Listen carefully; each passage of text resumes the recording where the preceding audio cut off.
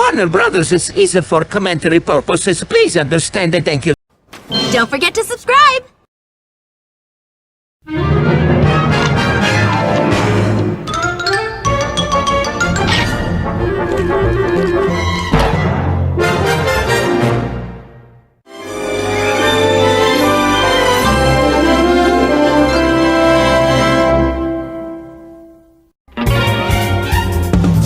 Teen extraordinaire, Freakazoid, Freakazoid, runs around in underwear, Freakazoid, Freakazoid, rescues Washington DC, Freakazoid, Freakazoid, till that's something better's on TV, Freakazoid, Freakazoid, his brain is overloaded, it has a chocolate coating, textbook case for Sigmund Freud, Freakazoid, Freakazoid.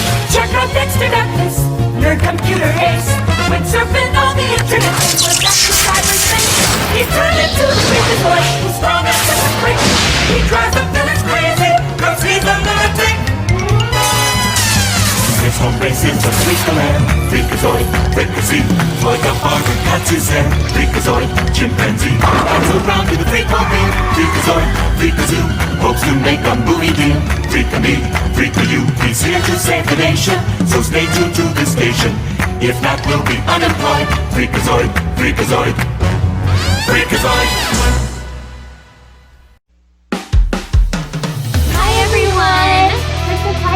And welcome back to my channel. Hi everyone, my name is Kimberly. Hey everyone, this is Rugg Phoenix. So let's get the show on the road. Welcome back to another Yakkorific episode of Teen Live Flights Reviews. Previously we have covered Pinky and the Brain, and I think it's time for another Steven Spielberg show we need to talk about. And that is Freakazoid. It was released in 1995 and ended in 1997. And it was Warner Brothers' bizarre shows to air on Kids WB and in 2000 in Cartoon Network. Even though it ended due to ratings, it did get a cult following though. According to the development, after executive producing Tiny Toon Adventures and Animaniacs of Warner Brothers Animation, Steven Spielberg decided he wanted to work with the crew of Batman the Animated Series, and the crew was tasked with developing ideas for an action comedy show.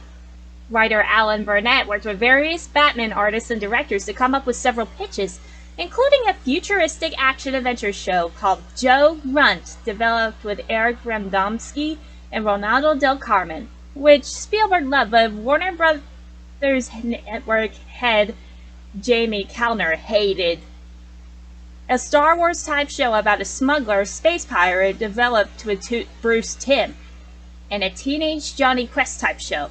Ultimately, the winning pitch came from Burnett, Timm, and writer Paul Dini, a teenager who gains superpowers and becomes the Freakazoid.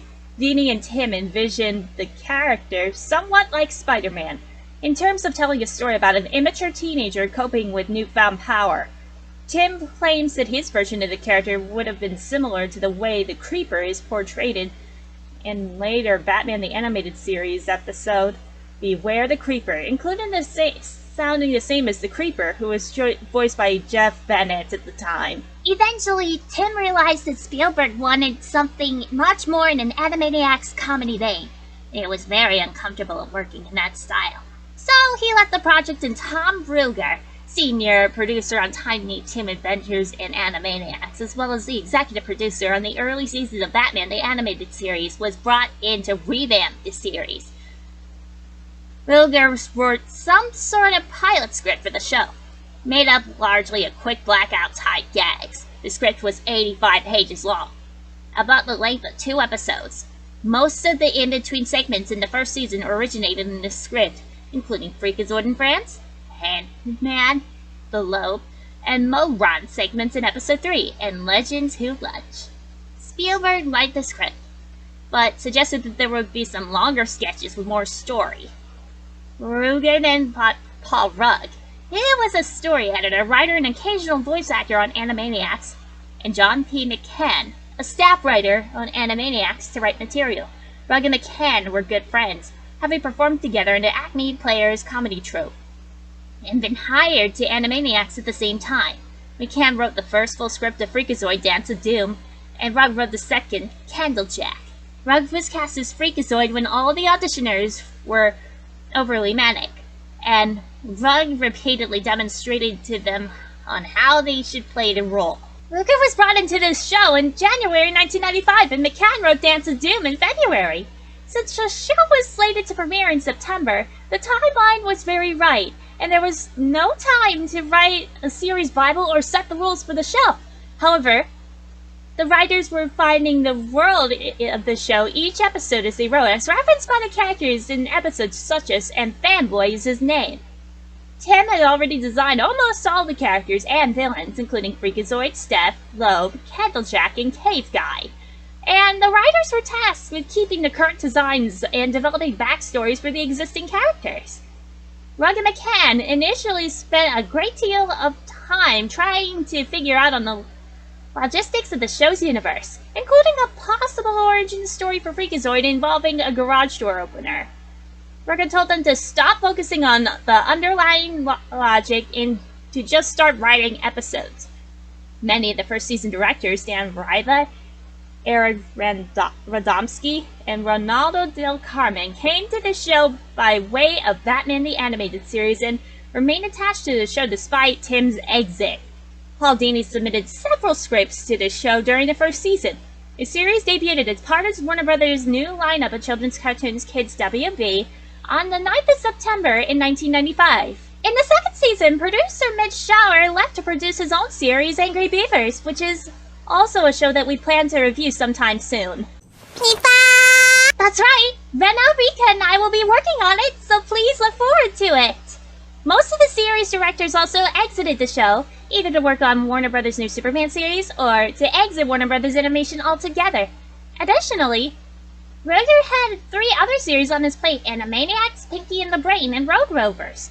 Although Rugg and McCann did not wish to produce, believing it would take their time away from writing, Gene McCurdy, the executive in charge of production for Warner Brothers Animation, told them that it was the only way a second season of the show would be made. Rugg and McCann therefore assumed producer's duties, and Rich Ahrens, a former Animaniacs producer and director, also stepped in as producer and supervising director.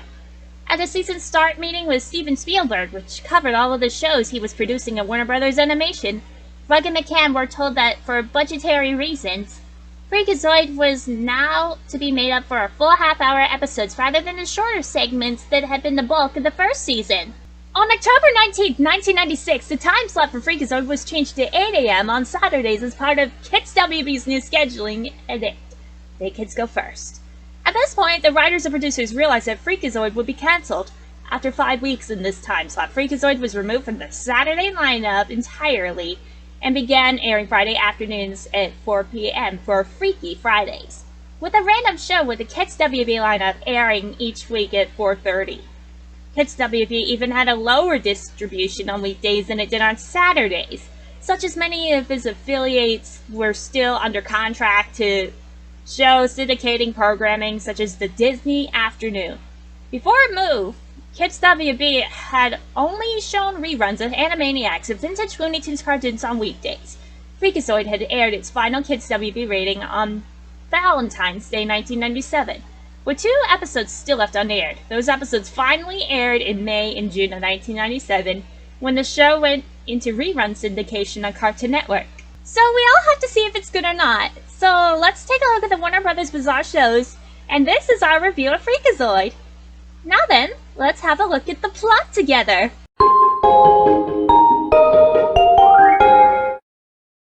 For starters, the show's title character is the superhero of alter ego of geeky teenager Dexter Douglas, who attends Harry Connick High School.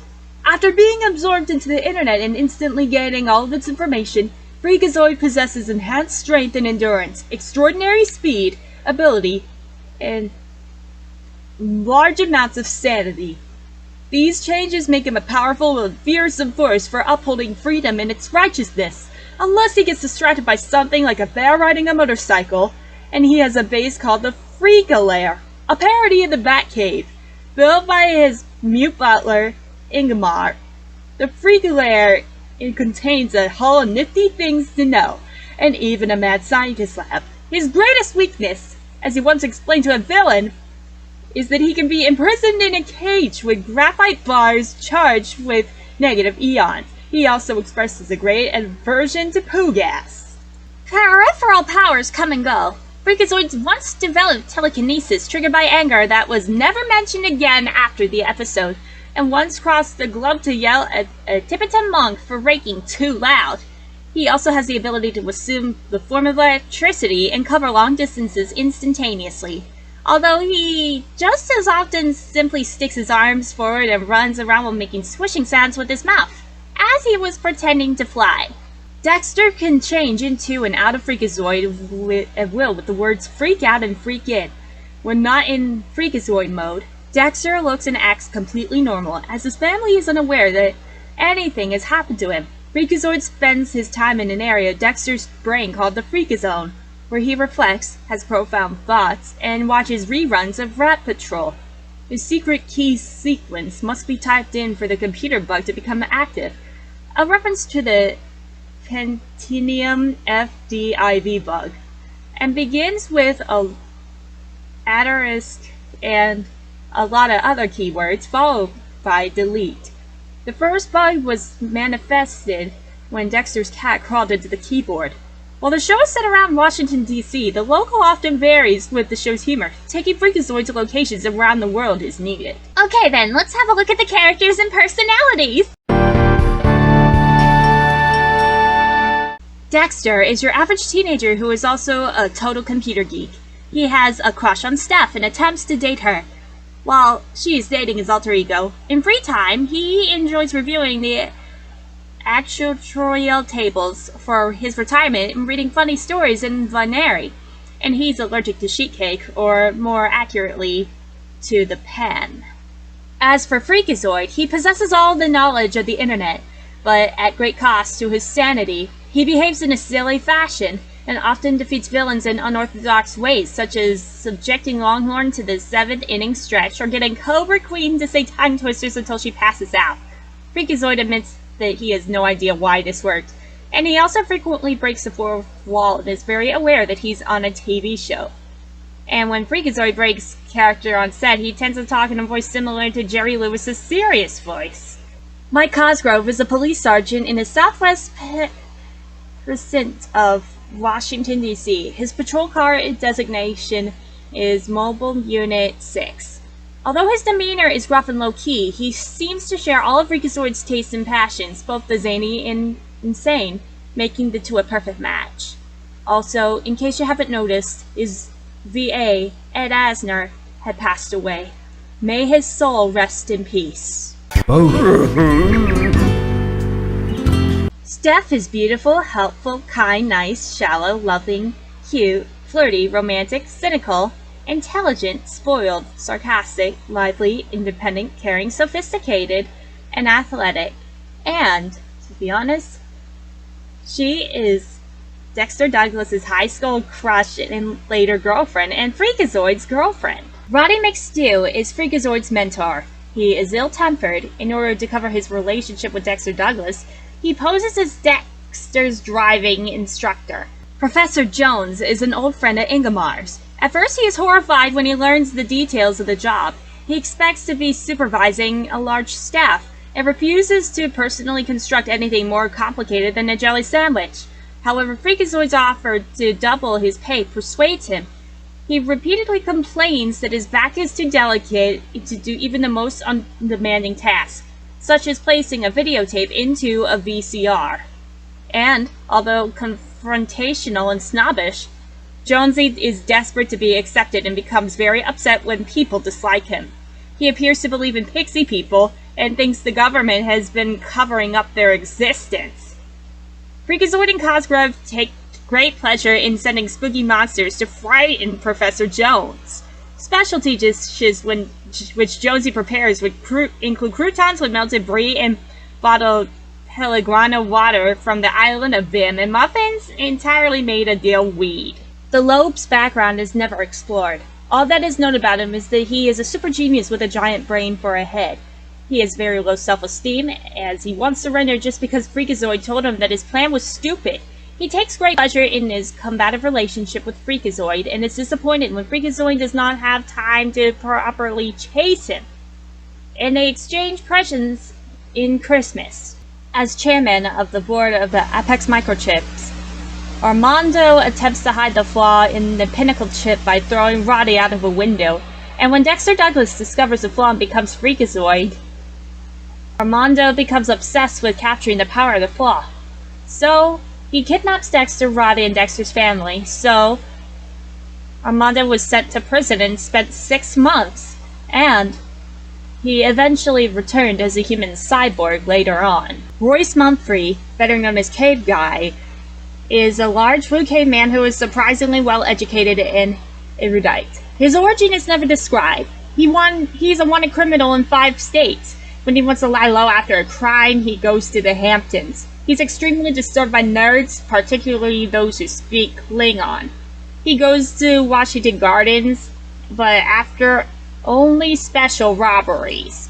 Longhorn, who was born in Odessa, Texas, Jabal Bull Nixon, was once an employee at the Johnny Cat Litter Company, and he was turning life of a crime. In an attempt to disguise his identity, Jabal has his features physically changed to create a steer-like appearance, and from that day forward, he was known as Longhorn. And in Hot Rods from Heck, he uses a team of remote-controlled hot rod cars and Bessie May, his customized monster truck, to try and steal an Air Force Titan missile with a 20-megaton warhead in order to hold Nashville hostage. Freakazoid manages to defeat him through his toyetic Freakmobile, and ultimately through the power of the 7th inning stretch. He's on America's Most Wanted every other week. Cobra Queen, aka Audrey Manatee, was a former shoplifter who stole an experimental cosmetic that had been in the sun too long. Upon using it, she was transformed into a half-human, half-snake woman.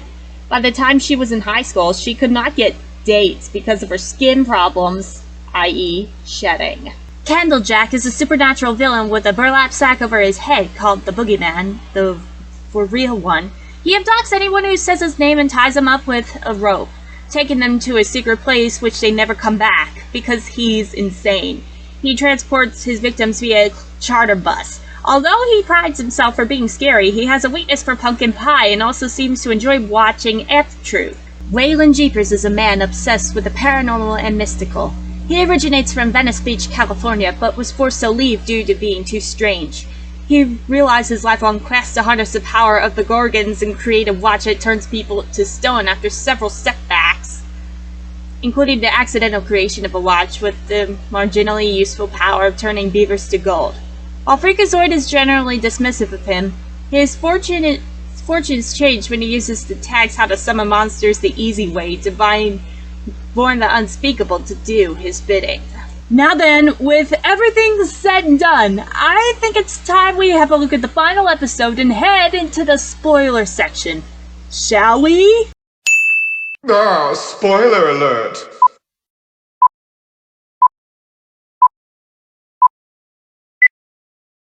Norma Deus. The Loeb has designed the Loeb Finestra 3000, a wooden weapon which can resonate at specific frequencies to destroy matter. However, in order to execute the design, he needs the help of the greatest carpenter alive, Norm Abram. He then invites all of Freakazoid's enemies over to witness the demise of the Freak. Overall, it was a weird show, and Natalie has seen bits and pieces of it, but even so, it was kind of fun. Now then, let's go over the show's cancellation. For starters, Tom Rugg said that Freakazoid had done poorly in ratings because the audience that the series gathered was older than the target audience. Also, Freakazoid ran into time slot problems. Writer John McCann said that the time slot of the series changed frequently. They put it at 8 o'clock in the morning, 3:30 in the afternoon, and they shifted it all around. We couldn't even find it. We wrote the whole thing. The series ran on Kids WB until Valentine's Day 1997, when it was canceled due to poor ratings, airing only 1 complete season and a part of the 2nd season. Rugg said the series' demise was the result of a combination of people not understanding the series, the time slot changes appealing to the wrong demographics, and that, and I quote, "There aren't a lot of Nielsen boxes in federal prisons. Had there been, I'm telling you, would still be on the air today. However, the show was later picked up by Cartoon Network and was rebroadcast from the 5th of April 1997 until March 29, 2003. The series ran for 24 episodes. Since Gabe and Natalie saw Freakazoid when they were kids, they gave the show a 4.5 out of 5. And the show's rating is a 7 out of 10. We hope you look forward to the next review!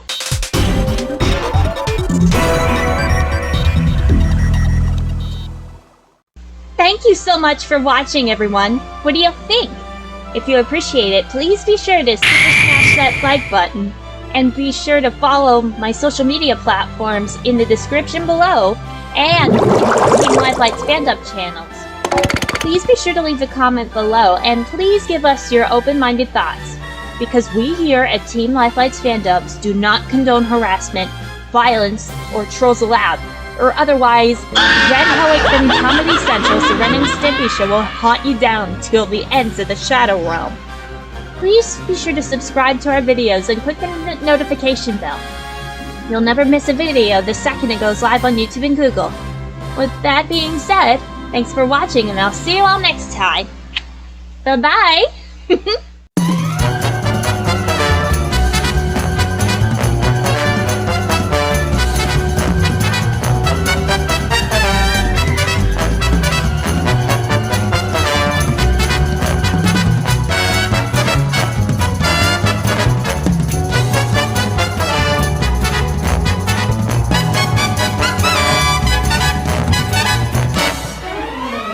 Wake up your folks and tell them you're hungry. Go!